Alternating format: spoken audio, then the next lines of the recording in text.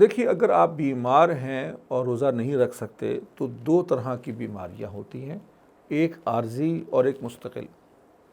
عارضی بیماری یہ ہے کہ کچھ عرصے کے لیے بیماری آ گئی، کوئی بخار وغیرہ ہو گیا، کوئی دوا آپ کو کھانی ضروری ہے دن بھر میں، تو ایسی صورتحال میں آپ روزہ نہیں رکھ سکتے، تو اس روزے کو آپ کو قضا کرنا ہوگا۔ اللہ تعالیٰ بیماروں کو شفا عطا فرمائے، تو جو ہی آپ ٹھیک ہو جائیں تو روزے پورے کریں۔ ہاں، اگر مستقل کوئی بیماری ہے جس میں دور تک کوئی اندیشہ نہیں ہو رہا کہ وہ ٹھیک ہو سکے گی، اس صورتحال کے اندر آپ ضرور فدیہ دیجئے، لیکن یہ یاد رکھیے کہ روزہ صرف بھوک اور پیاس کا نام نہیں ہے۔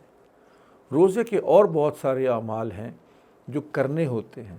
روزے میں صرف کھانا پینا نہیں چھوڑنا ہوتا، روزے میں جھوٹ بھی چھوڑنا ہوتا ہے، روزے میں غیبت بھی چھوڑنی ہے، روزے میں بری عادات بھی چھوڑنی ہے، روزے میں اچھی عادات کو پختہ کرنا ہے، وہ تو آپ تب بھی کر سکتے ہیں۔